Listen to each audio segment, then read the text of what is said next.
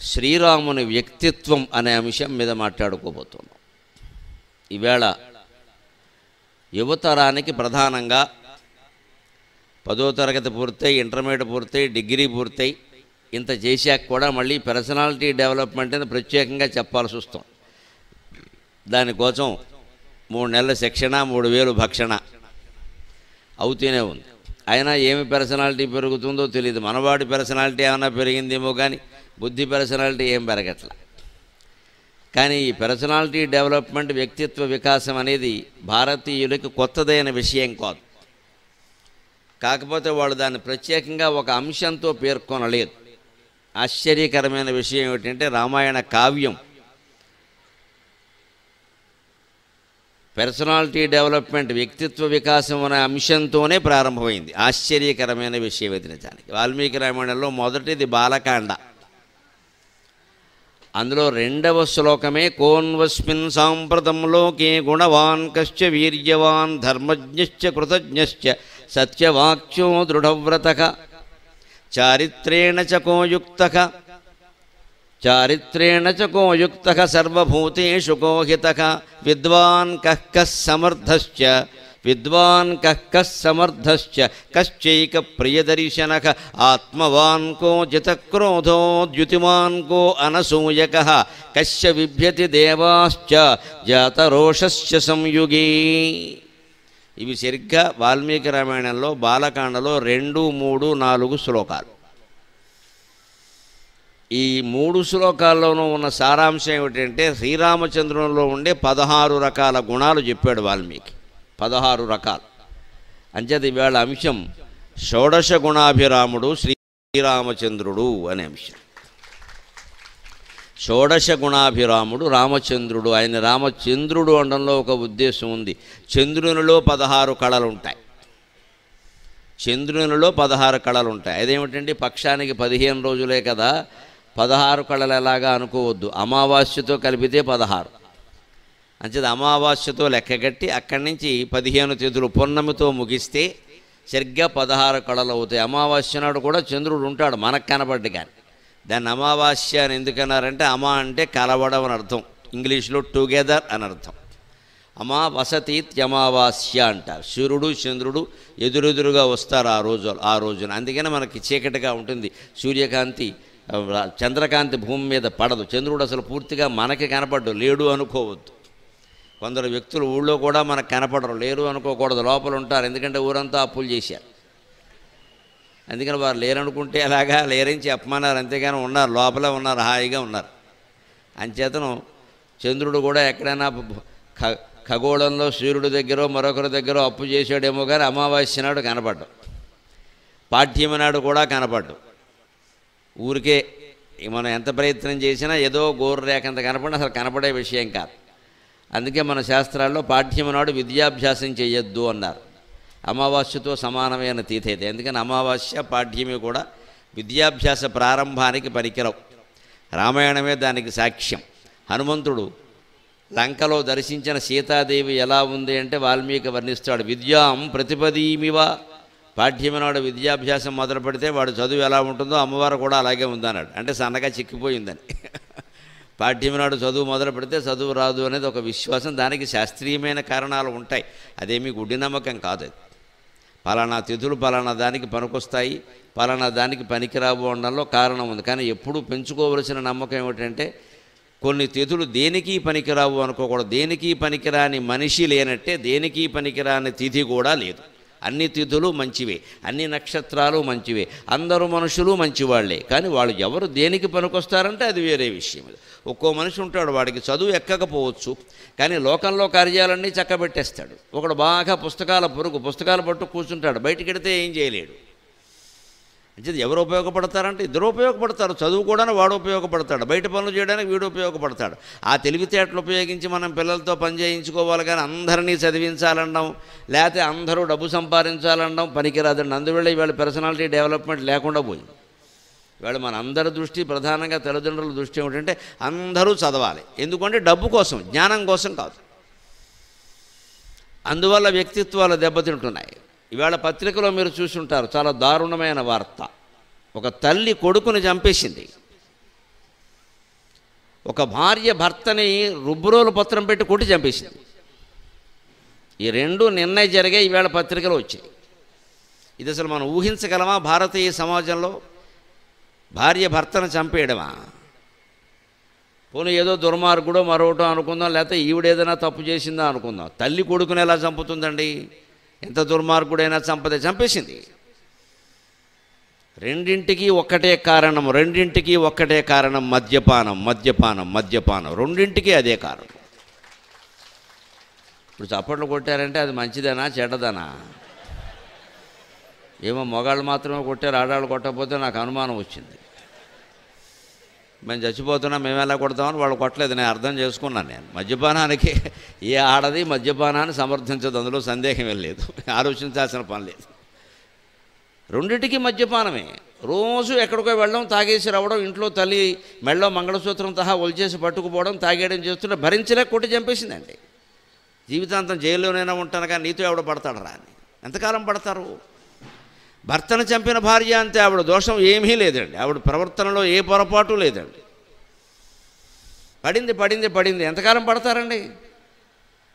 పోతే పోయాడు, మహా అయితే బొట్టెట్టుకోవడం మానేస్తాం అంతేనా, పేరెంటాన్ని పిలవడం మానేస్తాం, పోనే ఏం కాదు, రోజు దుఃఖపడే కంటే అదే మంచిది అని వేసేసింది అంతే. ఇప్పుడు ఆలోచిద్దామండి ఒక్కసారి. చదువుకున్నాడు ఆ అబ్బాయి, చదువుకున్నవాడు కాదు. అంటే ఏమిటి? అవసరం లేని వాళ్ళందరికీ చదువు చెప్పిస్తున్నాం మనం, ఆసక్తి లేని వాళ్ళకి. ఆయనకి చదువు అంటే ఇష్టం లేదు, ఆయన వేరే పనిలో పెట్టాలి. ఏ పని ఆసక్తి కనుక్కోవాలి, ఆ పనిలో పెట్టాలి. ఆ పనిలో అతను ఈ చదువుకున్న వాడికంటే ఎక్కువ రాణిస్తాడు. అందుకని పిల్లల్ని పెంచడం, వ్యక్తిత్వం కలిగిన వ్యక్తులుగా పెంచడం అంటే వాళ్ళ స్వభావాన్ని ముందు గుర్తించడం చాలా ముఖ్యం. అందుకే వాల్మీకి కావ్యం ప్రారంభంలోనే చిత్రమైన ప్రశ్నతో మొదలుపెట్టాడు. తపస్వాధ్యాయ నిరతం తపస్వీ వాగ్విదాంబరం నారదం పరిపప్రచ్ఛ వాల్మీకిర్ముని పుంగవం. వాల్మీకి మహర్షి తమసా నదీ తీరంలో తపస్సమాధిలో ఉండగా ఆయన దర్శించడానికి నారదుడు వచ్చాడు. వాల్మీకి అంత గొప్ప మహర్షి, నారదుడు వచ్చి దర్శించేంత మహర్షి. నారదుడు బ్రహ్మదేవుడి సంకల్పం ప్రకారం వచ్చాడు, వాళ్ళ అబ్బాయే కాబట్టి. నువ్వు వెళ్ళవయ్యా అన్నాడు ఆయన వచ్చాడు. వాల్మీకి తపస్సు అయ్యే వరకు ఆగాడు, తపో విరామ సమయం వచ్చే వరకు ఆగాడు. అప్పుడు ఇద్దరూ మాట్లాడుకోవడంలో నిన్ను కావ్యరచన చేయవలసిందిగా బ్రహ్మదేవుడు ఆదేశించాడు అన్నాడు. నేనేమిటి ఇంతవరకు తపస్సులో ఉన్నాను, ముక్కు మూసుకుని రామ రామ అనడం కూడా చేతకాక మరా మరా మరా మరా అన్నాను, అనుకోకుండా అది రామ అయింది. నేను కావ్యం రాయడం ఏమిటి? నాకు ఆ శక్తి ఎక్కడది అంటే అన్నీ బ్రహ్మదేవుడు ఇస్తాడు, నీకు ఆ శక్తి ఉంది, నువ్వు అనుమానించాల్సిన అవసరం ఏం లేదు మహర్షి. తపస్సులో ఉండేవాళ్ళు ఎప్పుడు కేవలం తపస్సులోనే ఉండిపోకూడదు, ఆ తపశ్శక్తి ద్వారా వాళ్ళు లోకాన్ని కాపాడగలరు. కానీ ఆ ఉపాధి దేనికోసం పుట్టిందో ఆ పని చెయ్యాలి, తపస్సులో ఉంటూనే ఆ పని చేయొచ్చు. ఎందుకని నీ ఉపాధి యావత్ విశ్వానికి మొట్టమొదటి కావ్యాన్ని అందించడానికి పుట్టిందంటే మన తెలుగులో కాదు, భారతదేశంలో కాదు, యావత్ విశ్వంలోనే మొట్టమొదటి కావ్యం రామాయణం. ఆది కావ్యం అంటారు, వాల్మీకిని ఆది కవి అంటారు. ప్రపంచంలో ఉన్న భాషలన్నింటిలోకి సంస్కృతమే మొదటి భాష. అందులో దానికి ఇప్పటికీ రెండో మాట ఇంగ్లీష్ వాడు కూడా అనలేదు, మనం అనాల్సిన అవసరం లేదు. ప్రపంచంలో అందరూ అంగీకరించిన విషయం అది. సంస్కృతాన్ని మించినటువంటి మొదటి భాష లేదు. ఎందుకంటే వేదాలే అన్నిటికంటే మూలమైన గ్రంథాలు, అవి సంస్కృతంలోనే ఉన్నాయి. అంతకంటే మూలమైన గ్రంథం ఉందని చూపించిన వాడు ఎవడూ లేడు. అవి ఎన్ని లక్షల ఏళ్ల క్రితం పుట్టాయో ఎవరికీ తెలియదు, అలా కొనసాగుతూ ఉన్నాయి అంతే. కావ్యంగా మొట్టమొదట పుట్టింది రామాయణమే. ఆ మొదటి కవిగా కావ్యాన్ని రాయాలి అంటే ప్రణాళిక ఏమిటి, ఎలా రాయాలి, ఎవరిని నాయకుడుగా తీసుకోవాలి. కావ్యం అంటే ఒక నాయకుడు, ఒక నాయిక, కథ ఉండాలి. సినిమా నిర్మాణంలాగే హీరోయిన్ లేకుండా సినిమా నిర్మాణం మొదలు పెడతారా? అసలు ఇవాళ సినిమాలు ఎలా ఉన్నాయంటే హీరో గారి మీదే మొత్తం అంతా ఆధారపడింది, ఎవరెవరు ఉండాలో ఆయనే చెప్పేస్తాడని. అందువల్ల సరైనటువంటి నటులు పైకి రాకుండా పోతున్నారు చివరికి. ఎందుకంటే ఈ హీరో గారికి అభిమాన సంఘాలు ఉంటాయి కొన్ని, వాళ్ళకి తెలిసిన వాళ్ళు. హాస్య నటుల్లో ఆయనకు కావలసిన వాడు, హీరోయిన్లో ఆయనకు కావలసింది అని ఆయనే చెప్పేస్తాడు. వీళ్ళని పెడితేనే నేను నటిస్తానంటాడు. ఇక నిర్మాత చేస్తాడా? ఇంకా ఈయన కోసం వాళ్ళని భరించాలి. ఇగో ఈ ముఠాతత్వం పూర్వం ఎప్పుడూ లేదండి. మనకి మాయాబజార్ లాంటివి, పాతాళ భైరవి లాంటివి అద్భుతమైన సినిమాలు మనకి ఎందుకు వచ్చాయి అంటే లవకుశ లాంటివి. ఏ పాత్రకి ఎవరు సరిపోతారో వారినే తీసుకున్నారు తప్ప హీరో గారి రికమెండేషను, హీరోయిన్ గారి రికమెండేషను లేదు. మీకు ఆశ్చర్యకరమైన విషయం ఏమిటంటే ఆనాటి నటులు నటీమణులు కూడా రామాయణ భారతాలు చదువుకున్న వాళ్ళు కాబట్టి వాళ్ళు ఎలా ఉండేవారంటే దేవదాసులో పార్వతి పాత్ర వేమని అంజలీదేవి గారిని అడిగారు మొదట. ఆవిడ ఈ పాత్రకి నాకంటే సావిత్రి అయితే బాగుంటుందని చెప్పింది. ఎంత మహానుభావురాలండి, ఎంత మహానుభావురాలండి. ఎవరైనా వచ్చిన అవకాశం వదులుకుంటారా? నేను చేస్తాను చేయమంటే కానీ నాకంటే సావిత్రి అయితే బాగుంటుంది, ఆవిడని అడగండి. ఆవిడ కాదంటే నేను చేస్తాను. ఆవిడ అవునంది, చేసింది. ఎంత బాగుందో అందరికీ తెలుసు. పోటీ ఇలా ఉండాలి ఎప్పుడు కూడా.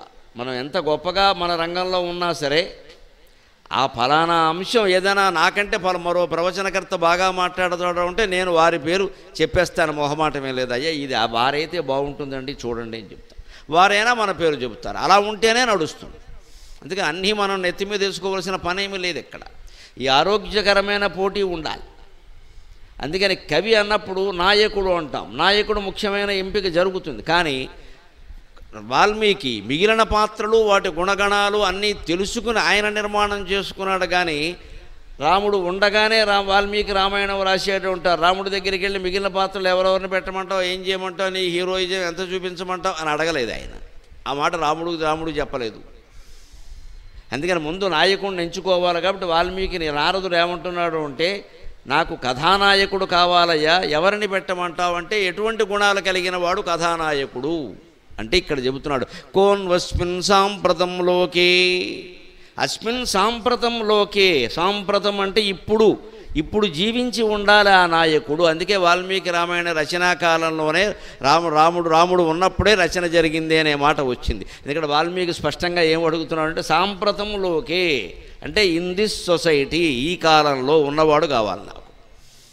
మీరు త్రిలోక సంచారులు, నాకేదో కొంతమంది తెలుసు, కానీ వాళ్ళలో నాకు కొన్ని లోపాలు కనపడుతున్నాయి. నా కావ్యానికి నాయకుడుగా ఆయన పనికొస్తాడో పనికిరాడో నేను చెప్పలేను. అందుకని లోపం లేని వ్యక్తిని నువ్వు సూచించవయ్యా నారద మహర్షి, 3 లోకాలు తిరుగుతున్నావు కదా అని. ఆ లోపం లేని వ్యక్తి అంటే ఎలా ఉండాలో 16 గుణాలు చెప్పాడు. ఆ 16 గుణాలే వ్యక్తిత్వ వికాసానికి, పర్సనాలిటీ డెవలప్మెంట్కి మూలమైన విషయాలు. అవన్నీ రాముడివే. కాబట్టి మనం ఈ 2 గంటల ప్రసంగంలో శ్రీరాముని వ్యక్తిత్వం, శ్రీరాముని గుణగణాలు, షోడశ గుణాభిరాముడు శ్రీరాముడు అనేటువంటి అంశం కింద అవి మాట్లాడుకుందాం. ఏమిటి కావాలి? కోన్వస్మిన్ సాంప్రతంలోకే గుణవాన్ కశ్చ వీర్యవాన్. గుణవాన్ 1, 2 కశ్చ వీర్యవాన్, గుణవంతుడై ఉండాలి. వీర్యవంతుడు అంటే పరాక్రమవంతుడై ఉండాలి. ధర్మజ్ఞశ్చ కృతజ్ఞశ్చ సత్యవాక్యం దృఢవ్రతః, ధర్మజ్ఞుడై ఉండాలి. సత్యవాక్యానికి కట్టుబడేవాడు ఉండాలి. కృతజ్ఞత కలిగిన వాడై ఉండాలి. దృఢం వ్రతం, ఏదైనా ఒక వ్రతం చేపట్టాడు, ప్రతిజ్ఞ చేశాడు అంటే దానికి కట్టుబడేవాడై ఉండాలి. ఎవరో 4 మాటలు చెప్పగానే బెదిరిపోవడం, ఎవరో 4 మాటలు చాడీలు చెప్పగానే ప్రలోభానికి లోనవ్వడం కాదు. ఖచ్చితంగా ఒక నియమానికి కట్టుబడిన వాడై ఉండాలి. ధర్మజ్ఞశ్చ కృతజ్ఞశ్చ సత్యవాక్యం దృఢవ్రతః. కోన్వస్మిన్ సాంప్రతంలోకే గుణవాన్ కశ్చ వీర్యవాన్ ధర్మజ్ఞశ్చ కృతజ్ఞశ్చ సత్యవాక్యో దృఢవ్రతః. అంతేకాదు చారిత్రేణ చకోయుక్తః. ఎవని ప్రవర్తన చాలా మంచిది లోకంలో, అటువంటి నాయకుడు కావాలి నాకు. తన ప్రవర్తనతో లోకానికి ఆదర్శంగా ఉన్నవాడిని చూపించమన్నాడు.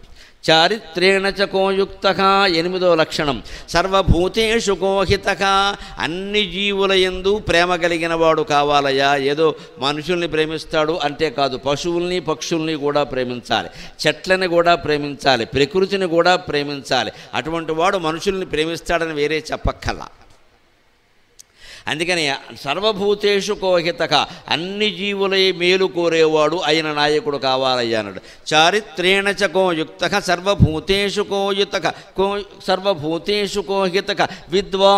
విద్వాంసుడై ఉండాలి నాయకుడు అంటే. బాగా చదువుకున్నవాడై ఉండాలి, శాస్త్రజ్ఞానం కలిగి ఉండాలి, దాన్ని ఆచరణలో పెట్టేవాడై ఉండాలి. అందుకే సమర్థశ్చ, సమర్థుడై ఉండాలి. సమర్థుడైతే తాను చదువుకున్న దాన్ని ఆచరణలో పెడతాడు. సమర్థుడు కాకపోతే అవన్నీ ఆచరణలో పెడితే కుదురుతుంది ఏంటి, డబ్బు సంపాదించుకోవాలి కదా అంటాడు. అంటే వీడు అసమర్థుడు అనమాట. మరి ఎందుకు చదువుకున్నావు? ఇవన్నీ లెక్కలోకి వస్తాయి. అందుకని విద్వాన్ కః సమర్థశ్చ కశ్చైక ప్రియదర్శనక, అందరికీ ప్రియదర్శనం కలిగిన వాడై ఉండాలి. అంటే ఆయన్ని చూడగానే అందరికీ హాయిగా ఆనందంగా చందమామను చూసినట్టుగా అనిపించాలి. అంతేకాదు ఆత్మవాన్ కో జితక్రోధో ద్యుతిమాన్ కో అనసూయక, ఆత్మవాన్ ధైర్యం కలిగిన వాడై ఉండాలి. కో జితక్రోధక, అంత ధైర్యం ఉండి పరాక్రమం ఉండి కోపాన్ని జయించిన వాడై ఉండాలి. కోపంతో రగిలిపోయేవాళ్ళ ఉండకూడదు. ఆత్మవాన్ కో జితక్రోధక ద్యుతిమాన్, మనిషిని ఎప్పుడు చూసినా సరే తేజోవంతంగా ఉండాలి. నీరసించిన వాళ్ళలాగా ఉండకూడదు. ఎండిపోయిన తోటకూరకాళ్ళలాగా వేలాడుతూ ఉండకూడదు. మంచి కాంతివంతంగా నిలబడినా కూర్చున్నా మళ్ళీ చూడాలి అనిపించాలి. మొహంలో ఒక వర్చస్సు ఉండాలి. ద్యుతిమాన్ కో అనసూయక, అసూయ లేనివాడై ఉండాలి. అన్నిటికీ మించి చివరి లక్షణం వాడు చెబుతున్నాడు. ఇవన్నీ ఉంటే సరిపోదండి. త్రేతాయుగంలో కూడా చెప్పిన లక్షణం చూడండి. కశ్య విభ్యతి దేవాశ్చ జాతరోషశ్చ సంయుగే, ఎవ్వడికి యుద్ధంలో కోపం వస్తే దేవతలు కూడా వణికిపోతారో అటువంటి మహారాజు ఎవడో చెప్పబోయా, ఆయన మీద కావ్యం రాస్తాను అన్నాడు వాల్మీకి. ఇదంతా ఒక ప్రణాళిక. వాల్మీకి తెలియదా ఎవరిని గురించి రాయాలో? రాముడు పరిపాలిస్తున్నాడు కదా, రాముడు గుణగణాలు తెలియవా? కానీ కావ్య నిర్మాణానికి సంబంధించి కొన్ని వ్యూహాలు ఉంటాయి. దాన్ని కవి సమయాలు పద్ధతులు అంటారు. ఎవరో ఒక మహర్షి రావడం, ఆయన్ని కవిగారు అడగడం, అప్పుడు ఆయన చెప్పడం, ఈయనేదో ప్రశ్నించడం, ఆయన ఏదో చెప్పడం, ఆ ప్రకారంగా మొదలు పెట్టడం, ఇది కావ్య నిర్మాణం. అందుకే ఆది కావ్య నిర్మాణం కూడా ఎలా జరిగింది అంటే, ఫ్లాష్ బ్యాక్ సినిమాలను వస్తూ ఉంటాయి చూడండి. ఇప్పుడు ఫ్లాష్ బ్యాక్ ముందు ఏదో చూపిస్తాడు, మన ఇప్పుడు జరుగుతున్న విషయం చూపిస్తాడు. వెంటనే అయితే ఇదంతా ఎప్పుడు మొదలైంది అంటాడు. వెంటనే డోయ్ డోయ్ డోయ్ అని ఒక చక్రం వేస్తాడు. అక్కడి నుంచి 60 ఏళ్ల వెనక్కి వెళ్ళిపోతాడు. ఈ ఫ్లాష్ బ్యాక్ సినిమాల నిర్మాణానికి మూలం ఆది కావ్యం రామాయణం. రామాయణంలోనే ఫ్లాష్ బ్యాక్ ఉంది. ముందు బాలరామాయణం పేరు మీద 100 శ్లోకాల్లో మొత్తం రామాయణ కథ అంతా చెప్పేశారు. తర్వాత మళ్ళీ వివరంగా చెప్పవయ్యా అని వాల్మీకి మహర్షి శిష్యుడైన భరద్వాజుడు మొదలైన వారు అడిగితే మళ్ళీ మొత్తం వివరంగా చెప్పాడు. అంటే ఫ్లాష్ బ్యాక్ నిర్మాణ విధానం కూడా మన సాహిత్యంలో, భారతీయ సాహిత్యంలో రామాయణ కాలం నుంచి ఉంది. ఈనాడు మనం అనుసరిస్తున్న నాటకాల్లో వ్యూహాలు, టెక్నిక్స్ అంటామే, అవన్నీ సినిమాల్లో వ్యూహాలు, అవన్నీ రామాయణంలో ఉన్నవే. రామాయణం అంత గొప్ప కావ్యం.